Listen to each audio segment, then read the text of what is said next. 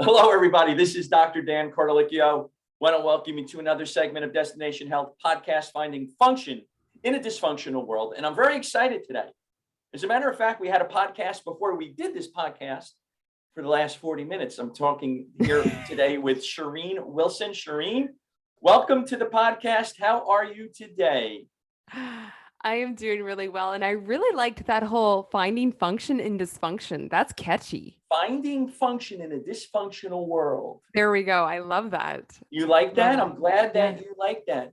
The social media company comes up with these catchy phrases, live well, love well, eat well. Live well and prosper. Live well and prosper. I think that one's already taken. There may be a trademark on that. As such, we're not taking that one. So whoever's listening to this, we're not taking that. But I'm very excited about today's conversation. Sheryne and I met a little while ago. We're becoming friends, and I asked her to come on the podcast because we have a lot of interesting things to talk about. Sheryne is an Innermind Specialist. I think that's the first question. What's an Innermind Specialist? Transformation and trauma coach, health and wellness expert, clinical hypnotherapist. Are you going to hypnotize me? Not today. Oh, wait. What if I already have? Oh, geez. Am I gonna cluck like a chicken? No, I don't do that. Okay. NLP Master Mind Practitioner, energetic and spiritual healer, mind, body, spiritual blockages, inspirational speaker, certified in several modalities to help clients change unwanted behaviors, all sorts of good things. EFT. Sheryne, welcome to the show. Now, if you do, in fact, hypnotize me, you gotta let me know. No. During this process that I'm hypnotized, and do I go into like another world, or what is that like? Well, it's interesting you say that because we're under some type of hypnosis pretty much 99% of the time anyways. So you are in a state of trance because we're connecting and we're talking. So, and what is trance? What is hypnosis? It's just focused concentration. Mm-hmm. It's just deep focused concentration on an unconscious level as well. So yeah, you already are hypnotized as we've been talking for the last little bit here. So okay, so if I cluck like a chicken, everybody, you know why. But anyway, let's get serious. Okay, so tell us about your story. How did you get into this? What was your story of healing in your mind, your body, your soul? What happened to you? What happened to you, and what's going on? What happened to me and how did I get into this? Oh, how many hours do we have? Well, we have about 45 minutes. And so, I'm sure we're going to have a great conversation. So I think that perhaps sometime in December, we'll probably pick up. Do this again. Yeah. Yeah, we'll do this again. Yeah. So it was quite a journey, and honestly, I always knew I wanted to be in the health industry, quote unquote. Health and wellness industry. When I was 5 years old, I told my parents I wanted to be a doctor and go to Africa and save the sick children in Africa. I then realized as I got older, med school is expensive and that's hard, quote unquote hard. It's really, really hard, by the way. And I just I'm a free spirit by heart. So I was like, I cannot even fathom sitting down and studying for 8 years plus. Because I wanted to be a researcher. So, just a basic run-of-the-mill doctor wasn't going to cut it for me. Regardless, I started my health journey early on. By the time I was, late teens, early 20s, I became a personal trainer. I became a nutritionist like yourself.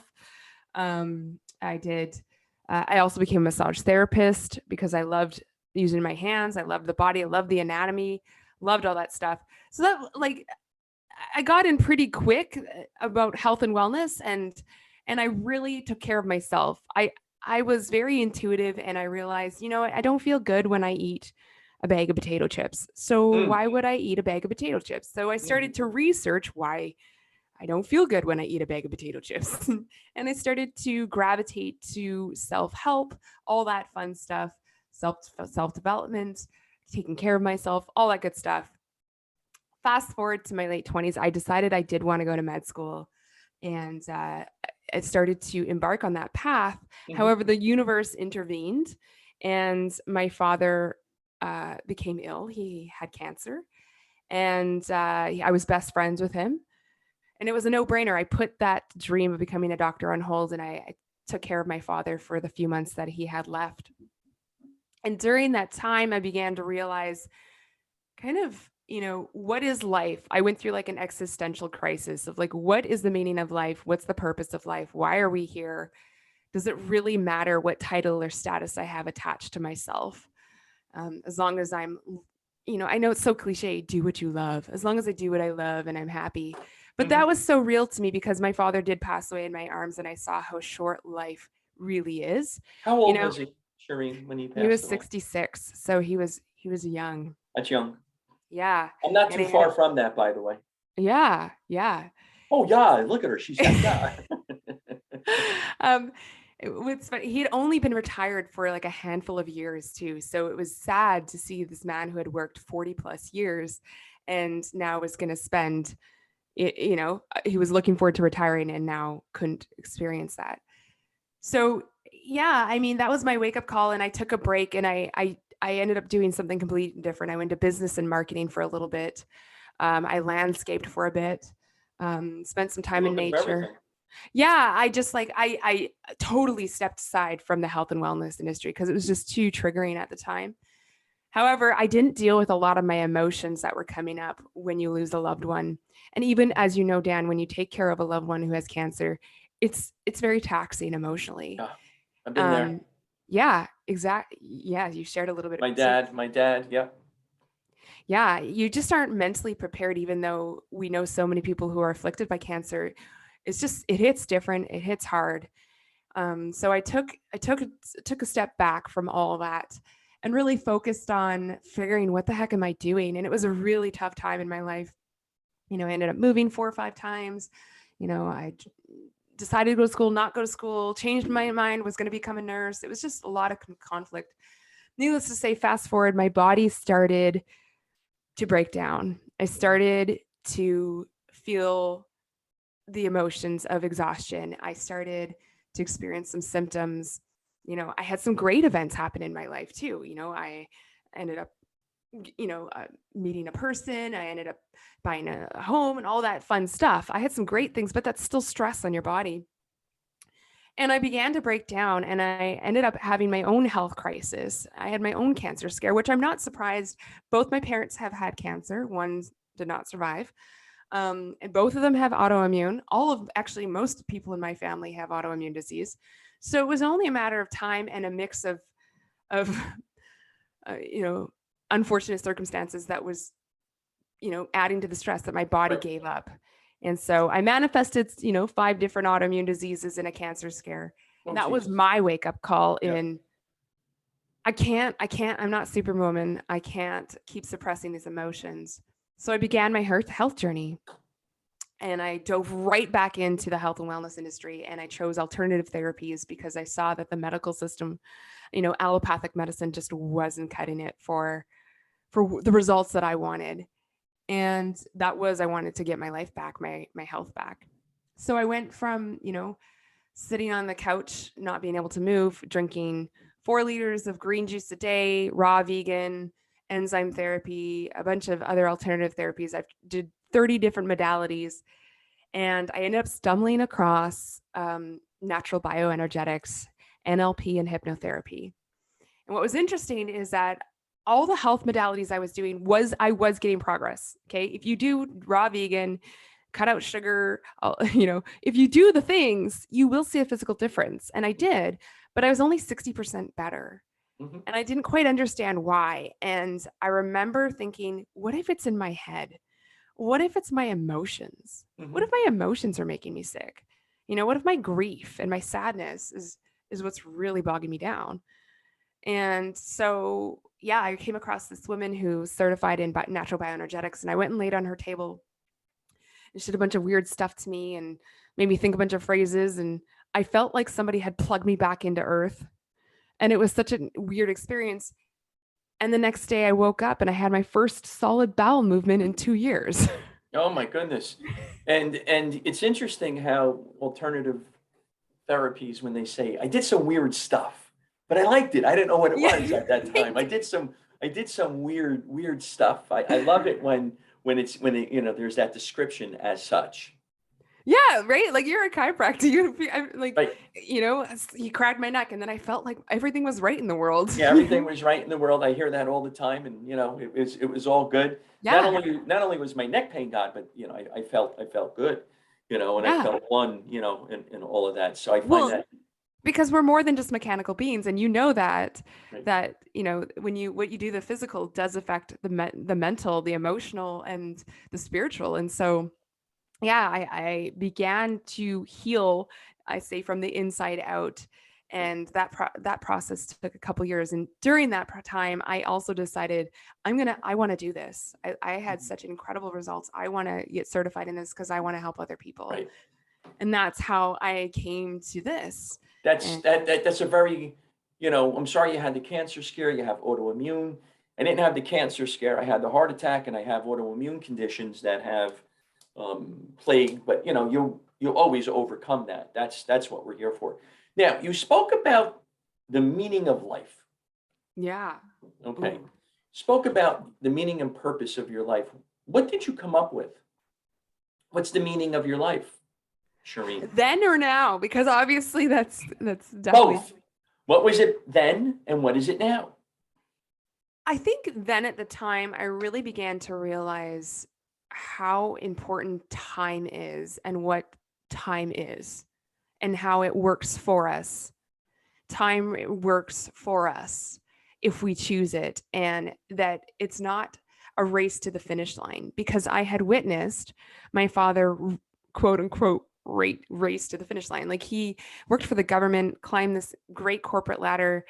My parents provided a great home life for us. It did the best they could. And yet when he laid on his deathbed, when I asked him, do you have any regrets? He said, no. However, I do wish I had traveled more. I do wish I had more conversations with people that I care about. I do wish I spent more time on my relationships. I do wish I went to more of your basketball games. I do wish I just realized that life is in such a hurry. Mm-hmm. And that hit me hard. And that's why I wasn't in such a hurry to head back into any kind of schooling or industry, Mm-hmm. because it was like, what's chasing me? Why am I in such a hurry? And Mm-hmm. that was such a huge perspective, because so many people are like, okay, all right, I need to find the person I love. I need to get married. I need to buy the house. I need the white picket fence. I need the $1 million. And it's like, and then what? And then what? You lay down and die? Mm-hmm. And so it's like, no, I let things go so much easier now. I'm like, oh, okay. Like, when the pandemic hit, I'm like, all right, okay. Like, this is another reminder to spend time with your loved ones and to really take a look at what you want out of Mm-hmm. life. And so I think now where I stand with all that is I really just want to create impact. For me, it's like, I have a sign that's right in front of me on my desk, goes, live the way you want to be remembered. And that's what I think about all the time, is like, how do I want to be remembered? Because that's what matters. Like, what's that legacy that you're going to have? Yeah, I want to impact people. I want to change lives. I want to help people. Whether I have 0 in my bank account or 1 million, nothing changes. Whether I have a multi-million-dollar, giant mansion, or I live, in a shack, nothing changes. My purpose is not attached to a dollar amount or to status. And that's right. Really what I live for now. And it's like, yeah, is money nice? Absolutely. Because I believe it gives you options and choices. Yeah, absolutely. Yeah. It's so great to have those things. Yeah. So 2 things, time and impact. You spoke about legacy. What do you want your legacy to be? I ask the tough questions, Sheryne. Yeah, you go deep, Dan. Well, I don't play, and it's funny. Just as a little sidebar, I'll speak to I'll have a doctor friend of mine on here, or I'll have I deal with a lot of athletes and stuff, so I'll have some IFBB pro bodybuilders and figure pros on, and they're texting me. They're like, "Why are you asking me this?" And I say to them, if you want to share, you can share, and everybody shares, because if we can motivate, educate, and inspire somebody, it's great. To talk about a diet plan, to talk about a Mediterranean diet is great. I do that every day in my office, different types of diets. But, when we're on our podcast, we want to really get to the nitty gritty of everything, because you don't know who's listening and you don't know who's going to be motivated by what we're going to be discussing. So you didn't know that about this podcast, where you were probably talking about, oh, you know what, the macros are this and these are the micros, and nutrition. And that's cool. All just fluff. That's all cool. Yeah. So what is your legacy? What do you want to leave behind? I really just want people to discover themselves and how powerful they are. And people don't even need to remember me, it's interesting, when the pandemic hit, I had somebody reach out to me from 15 years ago, and they sent me 15 years ago. I think I was at some camp, or I can't even remember where that was from, but she messaged me and she goes, I don't know if you remember me, but we had a conversation and I thought what you said was absolutely crazy, and I wrote you off. Mm-hmm. And she said, when the pandemic hit, your face came to my mind and I was able to remember exactly what what you said, and everything has fallen into place for me and it made sense. And thank you so much. And I was like, what did I say? Right. And she's like, I thought you were crazy for some of the things that you said, but it clicked 15 years later. And I'm like, cool. Like, you don't even need to remember me, but remember what I said to you that created that transformation. And that's what I want people to get, is that, and, it empowered her, and ultimately she said, wow, it opened up my eyes. I can see things differently now, and I'm taking action, and it's changed my life. And that's what I want for so many people, is for them to realize they have choice. And ultimately that's what she said. I realize I have choice now. Mm-hmm. Choice and it's is important. Yeah, because we are indoctrinated into suffering, and we are told that, our power is taken away. And that's was displayed to us during the pandemic. Overnight, we were told we can't see our loved ones. We can't do this. We can't do that. Some more so than others. And it's like, yeah, but your power is within. It's not external. And you always have a choice. So that's the legacy impact I want to leave behind, and then for people to discover themselves and to take action based on the fact that they know that you're not a victim of your circumstances. Stuff doesn't happen to you. It happens for you. And you get to create that reality. Because I've had a lot of shit stuff happen. And Dan, you and I were just talking, like, it hasn't been very fun the last few days, but you get to decide how you want the rest to play out. Right. You know what? A friend of mine who does NLP would say to me, you're having a bad day. Up until now, you're having a bad day, but moving forward, it's all about that perspective, So you've mentioned being powerful, going through a discovery phase. You mentioned about, you mentioned your dad. You mentioned empowerment. So I have some questions here. Yeah. So when you were going through your discovery, what did you realize was your superpower? What did you become powerful in? Oh, wow. This is such a beautiful question. Thank you for asking this. I am a firehouse, and I like to hit balls to the wall. I'm a manifesting generator. So I am doing multiple things at once. I'm a Leo sign. I'm actually a triple fire sign. So I'm like, I am here and let's go and do this. And I don't got time for that. And let's go and boom, boom, boom, type A, I'm out there. And in my discovery, it was interesting because after my father passed, I asked the universe if I could receive the gifts that he had. My father was a very wise man, and I wanted to, I'm like, I want to be like my dad in those areas. Mm-hmm. And one of the things that my dad was brilliant at is that you could come to him, your world would be crumbling. You could come to him and he would sit there and hold space. Mm-hmm. And this wasn't even, and 5, 10, 15, 20 years ago, this wasn't even a term. Now it is. It's so trendy. Hold space. Let me hold space for you. Right. Mhm. But my dad was doing it before it was even cool. And people all over his friends groups would call him up, go for coffee, and he would listen. And all he would do would ask a couple questions. How does that make you feel? What do you want to do about it? Mhm. And he would hold space. And I've learned the power, yes, there are times to dig deep. There are times to, Mhm. speak up and yell. And there are times, as you know, because you're Italian, there are times to fight back and there are times to just grit and What gave grind. you that impression that I do that? Yeah, right. Yeah. Oh, that makes me laugh.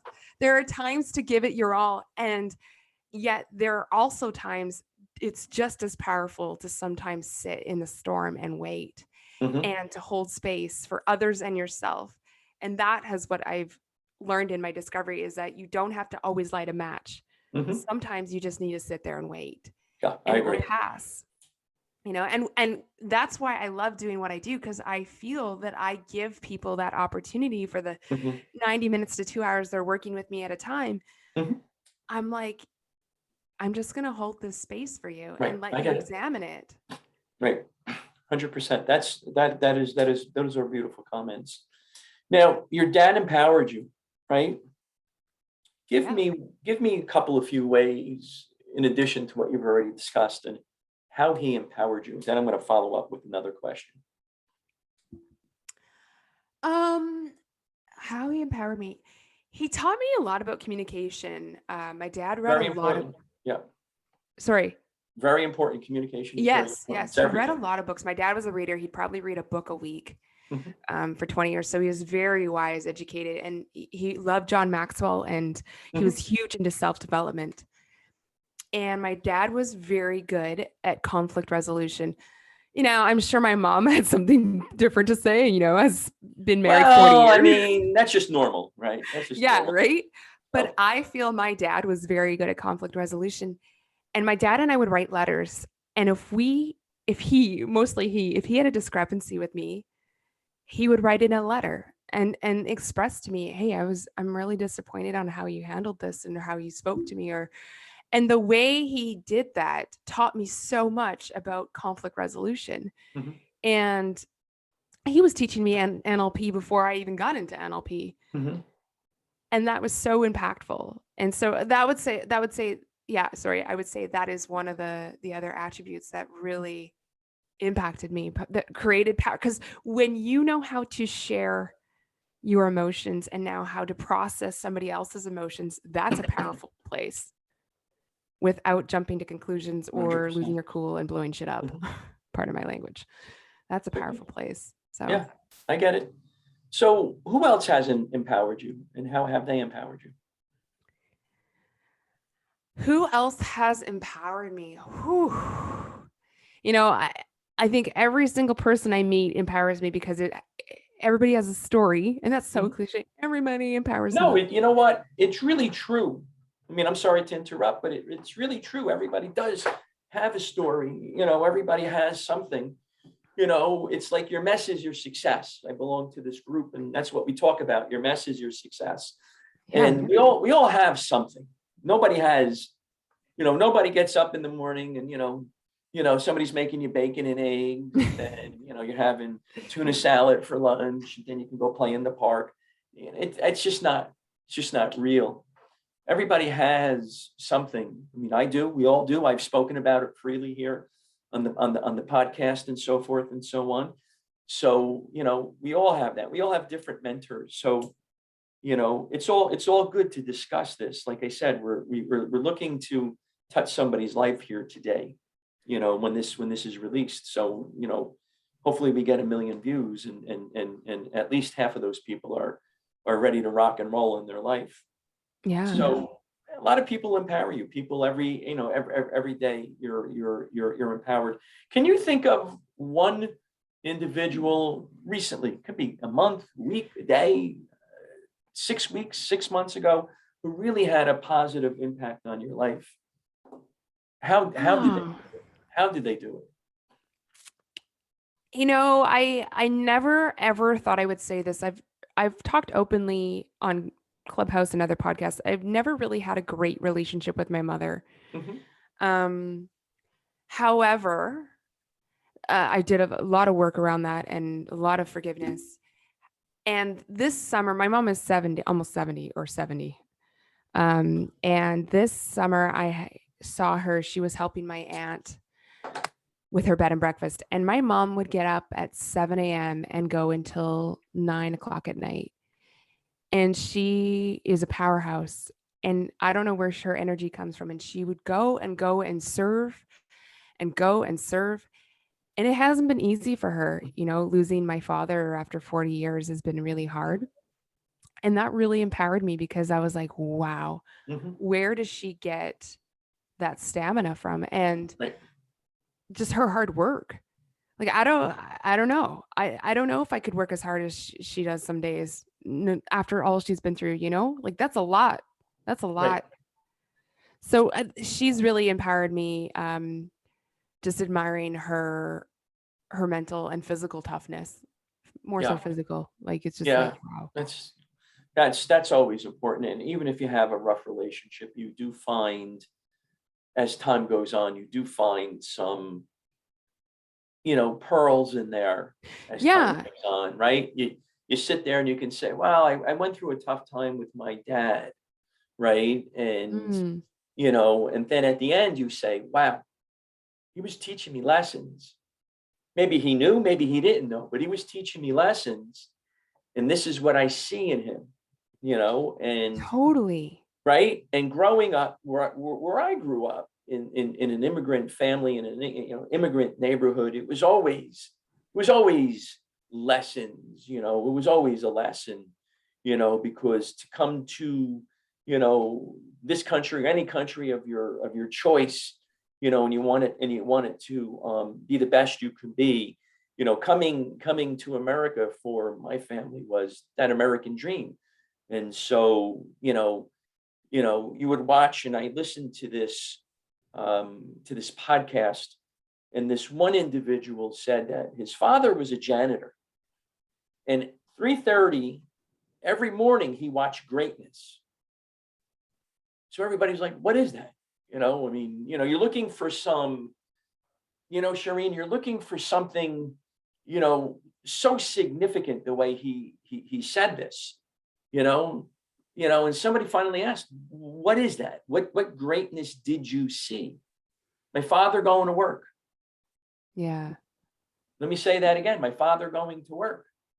He was proud that he had a job during a time where jobs were scarce, and he became the best he could be. And I sat there and I said, well, I watch greatness every morning at 4:30 when my father got up for work. He was teaching a lesson.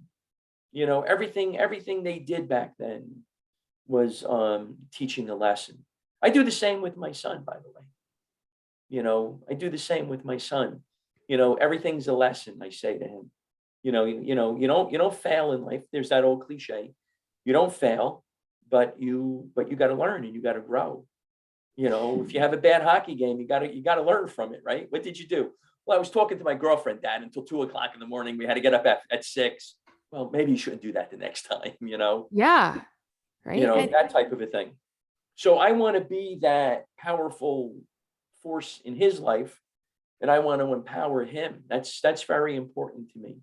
And it sounds like you've had that also in your life. And this is all, you know, we're talking about your mental, your emotional, your mind, right? Is that what we're talking about right now? Yeah, I think it's about making that decision. And that's what I admire about my mom, is like deciding to get up and pull weeds and, you know, make breakfast and serve other people in spite of, right? And that's what I teach a lot too with my clients. Like, everything's a choice and you need to decide. You know, my mom decided, I'm going to still show up in life, even though I've been through shit, you know, and that's what you're describing, is of these people that are waking up 3:30 in the morning, your father, you know, they're making that decision that in spite of things not looking so great, at whether that's internal or external, you make the choice and you move forward. And that doesn't mean shoving your feelings down. It just means sometimes you just need to do what you need to do to get through that.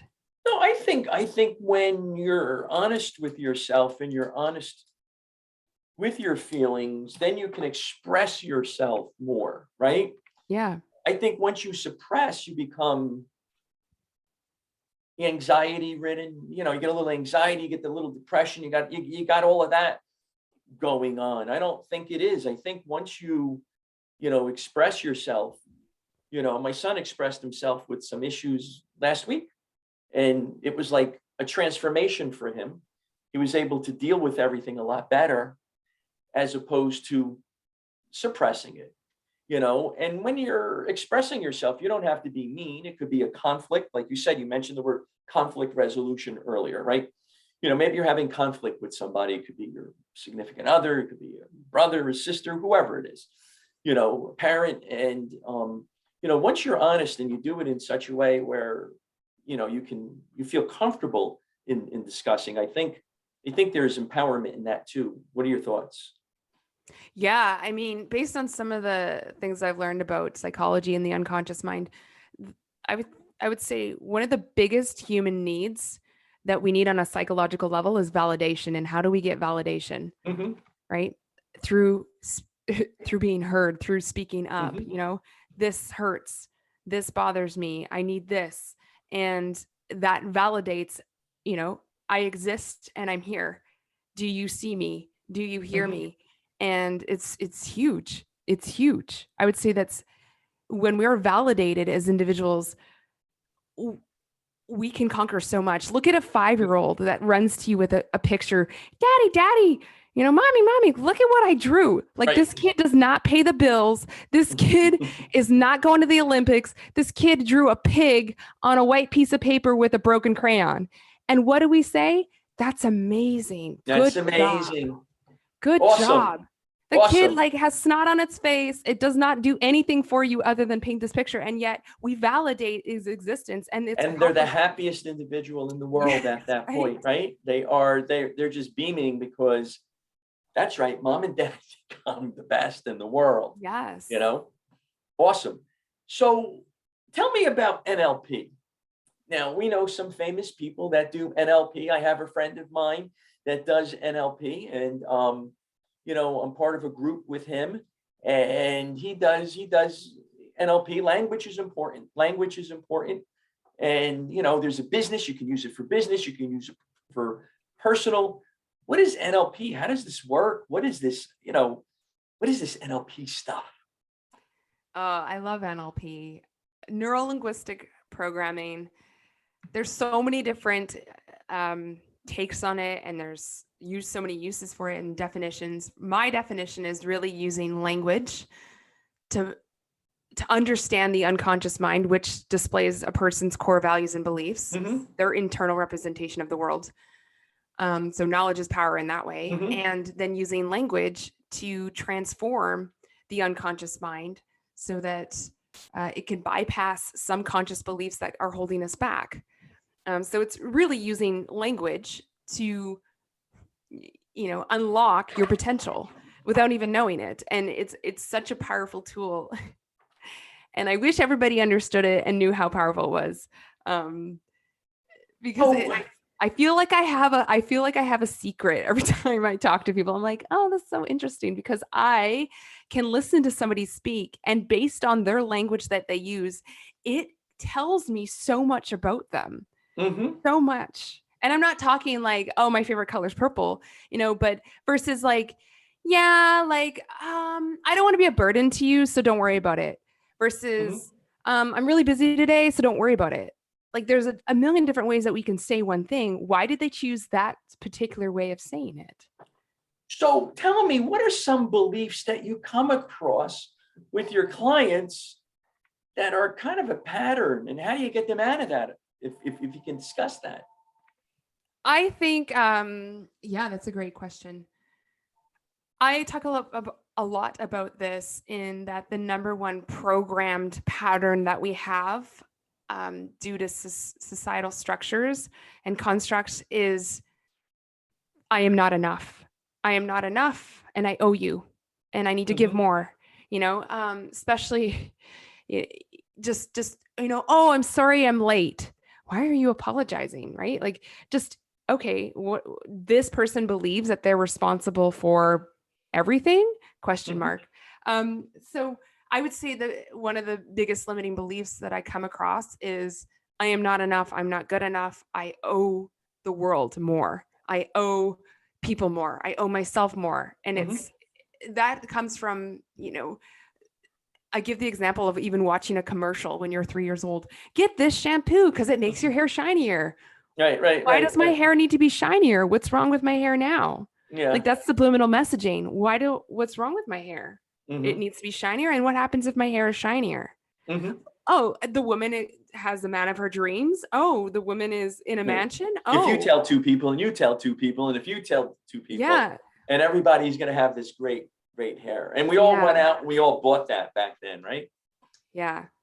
Yeah. I think another big one that people I hear a lot in with clients and even just in the world and with people is guilt. A lot of people carry responsibility, guilt and shame. Like, everybody is like Why blaming is that? themselves. Why do people feel guilty all the time? I think it's honestly, I think it's again comes down to the programming is suffering. You need to be better. You need, you don't get anything, you don't deserve anything unless you earn it. You have to work harder. And so it's almost like a self punishment thing, but it's glorified, right? Mhm. Um, a lot of guilt, a lot of guilt. And I think if people learn to forgive themselves, then they release guilt. Another reason why people hold on to guilt is it drives them. How many people, I mean, it's glorified in sports stadiums. How many times have we heard, I'm doing this for my son. I'm doing this for my father who's not here today. Mhm. They're driven by guilt. They're driven by what? They're driven by, why can't they be like, I'm here today because I'm showing up for my damn self? Mhm. There's some level You know, of I you have owe to, right. something. And I think for all of our listeners, you have to do things for yourself in addition to, because you can't just do them Yeah. for other people, because then you know, doing it for other people only goes so far, I think, right? I think it goes so far, and then you can kind of hit that roadblock that comes and hits you, right in the face, if you will, because you have to do it for yourself in addition to Yeah. Absolutely. Yeah. You got to choose 100%. yourself first. So, when you're dealing with NLP, you're talking about conditioning, if you will, right? There's conditioning, and one person I'm thinking about who's a friend of mine, they used to help out with commercials and so forth. And so, you get a whole society to buy and to think a certain way. I mean, I'm definitely subject to that living here in the United States, and the same thing in Canada. You had the same commercials, right? So what's the real thing? You always think about something when you think about the real thing, or what's this and what's that. I'm loving it and things of that nature. You know, so conditioning, and conditioning can be very powerful, right? Hmm. Talk about conditioning. Oh, I open up all conditioning. the Pandora's boxes, by Oh, the you way. do. Conditioning starts very young, and part of it is we're just not able to perceive and understand everything that's happening around us. And so we go to absolutes because our unconscious mind our brain is wired to Mhm. predict if something bad is going to happen. And so conditioning. Oh, so we're talking like social constructs and programming. I think, what was your question again? Because this is a loaded. Conditioning. Talk to us about conditioning. I know I'm throwing you off here. You're sitting there No, it's saying good. we weren't supposed to discuss this, or I didn't think this was going to be on.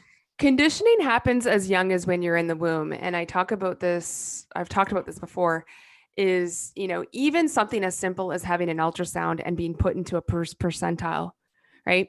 You're in the womb, and they've proven now that the mother's emotions can affect you as well as a child can pick up the energies around while being in the room. And can you imagine you're in the room, you're just hanging out, having your good old time, floating around there, and someone sticks this thing on you and then goes, oh, this person, this being is in this percentile. And then, you're sitting there, you're like, what the heck 18 percentile mean? 94 percentile. You're like, what does that mean? And then the nurse, the doctor, for good reason, says, oh, they're a little bit under. Oh, they're a little bit bigger. Oh, now we start categorizing. In comes conditioning.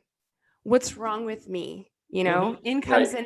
How many new moms freak out because their baby didn't eat 8 times that day? You know, the conditioning of this is the standard. And if you don't meet the standard, you know, you're not enough, you know, and so on and so on. And then we have the commercials, and then we have subliminal messaging, and then we have relationships that reaffirm that, or we have things happen in our life.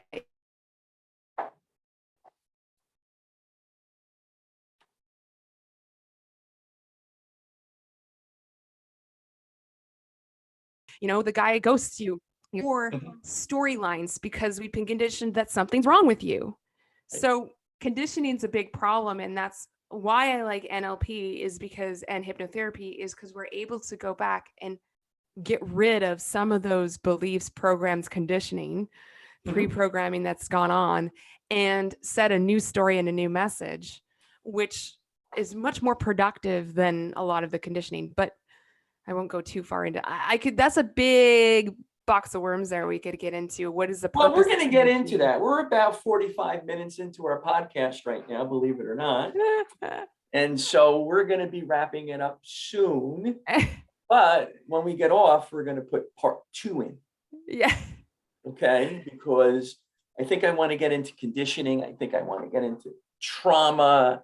I don't know. I think that NLP can help out with this conditioning and this trauma. I want to know about the mental and emotional states when it comes to this. So get ready for more questions, you know?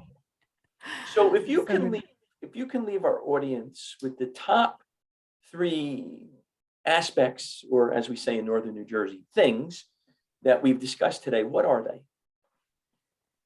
The top 3 things that we just talked about. Since we started talking, even before we got on the air. I think we talked about, you know, the purpose of life and what that means to you, and that it doesn't always turn out the way you expect it. So I would say the purpose of life, the meaning of life, and then moving on to, you know, you have choice, and you know, there's power, that there's things around you that can empower you. And it's really about cultivating and finding those things to move you forward. And then understanding that environment does play into that. Environment does have a huge effect on you. Right, sure. What you're exposed to, what you grew up in, what is normal, not normal, all that plays into how you perceive the world and create your reality. Which, yeah, I would say those are important. The 3 things. Well, you know, we're just about at the end here. We're going to have Sheryne on in the next 7 to 10 days, because we have a part 2 coming up if Sheryne is interested and she wants to get asked some more of the tough questions. I love the tough questions. There you go. We're going to have her back on. So for all of you listening, as we say, we want to thank everybody for listening. We get a lot of views because we really talk about some interesting tough stuff. And today was just, you know, more and more interesting stuff. So Sheryne, thank you very much for being on today. We're putting like the carrot in front of everybody right now. Yeah. You know, we're dangling it because we're kind of just like, oh, that's it. Podcast is done right now, but it's not. We're going to have Sheryne come back on. I got my calendar here, so we're going to rock and roll with that. So we're going to make sure that we have that up and going again. So Sheryne, thank you very much. How can people contact you, Sheryne? Well, thank you so much for having me. People can contact me. Well, we're not done yet. So I wouldn't say thank you just yet. Let's do another podcast or 2, and then you can thank me. Thank you for today so far. If people want to get a hold of me, I am on Instagram, Innermind Performance. They can email me. They can check out my website, innermindperformance.com. Sheryne, SHERYNE at Innermind Performance. If they want to send me, we'll have that in the show notes too. Yeah. I have my name's not that common. So if you just put in Sheryne Willson, I pop up. Willson with 2 L's. 2 L's. Yes, 2 L's. There's 1 L here in America. There's 2 L's in Canada, I guess. Yeah, well, it's actually it's Irish, and we never dropped the L when we moved to Canada. There you So, go. It's all good. yeah. So I Yeah. want to thank you, Sheryne, for coming on. It's been an honor and a pleasure. And we're gonna put together part 2 and so forth. Let's see. I think we're gonna get a bunch of podcasts out of this, to be honest with you, because I think it's so interesting. Want to thank everybody for listening from the bottom of my heart. It's just great to have Sheryne on and discuss and give us her expertise. And I want to thank you for listening. Thank you for Sheryne. Live your best life, and we'll see you again soon. Take care. Thank you, Sheryne.